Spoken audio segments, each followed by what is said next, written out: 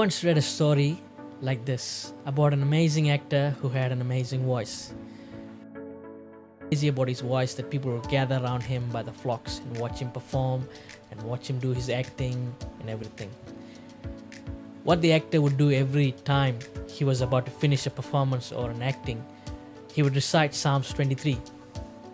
Because the actor had an amazing voice, people were crazy about him. And whenever he recited Psalms 23, he would receive a big applause and standing ovation because of his amazing voice and the way he recited Psalms 23. But during one particular day, as he was about to recite Psalms 23, a young boy asked his permission to recite Psalms 23. And the actor was quite amazed and surprised with that request. But anyhow, the actor allowed that young boy to recite Psalms 23. The young boy recited Psalms 23 in a normal tone. But when he was finished with reciting Psalms 23, both of them realized that there was no standing ovation or there was no big applause or anything, except that the people who were listening to his recitation were moved to tears. And the actor was quite surprised. He asked that young boy, he said, all this while I've been reciting Psalms 23 and I have not been able to move these people to such an emotion. But you have been able to do that. How did you do it and what was your secret? And the young boy replied, you know the Psalms, but I know the great shepherd of that Psalm. Hallelujah.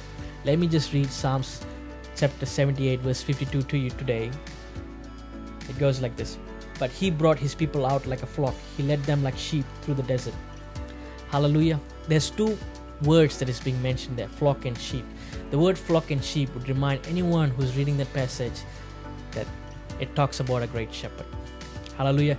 God brought the people of God from bondage and slavery, from oppression.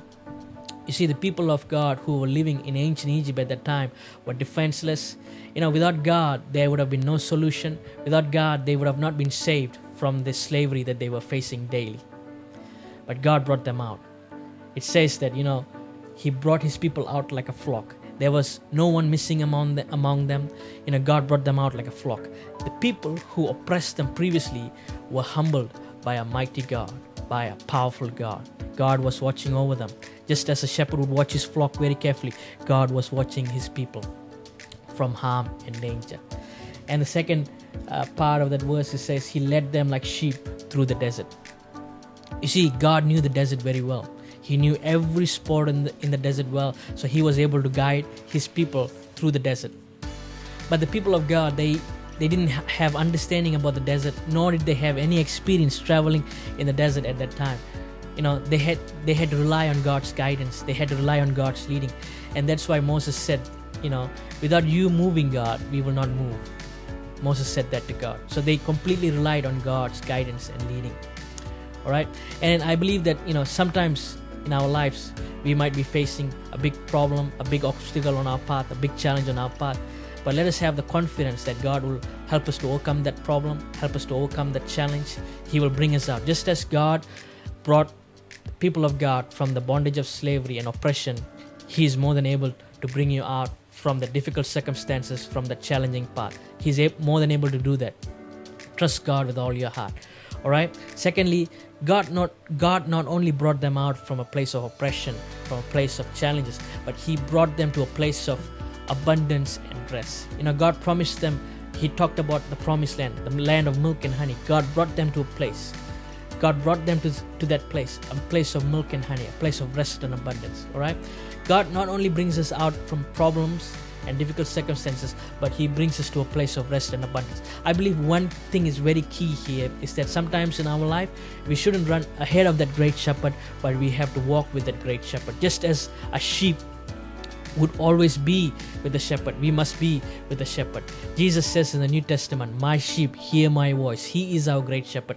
Sometimes when we are about to make a big decision in our life, we need to be walking with the shepherd, with the great shepherd daily, and leaning on Him, asking Him wisdom, asking Him to direct our path, asking Him to make our path straight so that we make wise decisions in our life, good decisions in our life. As we make wise decisions or good decisions in our life, we will reap the benefit of good life, of good things happening to us. All right? God bless you, my friend.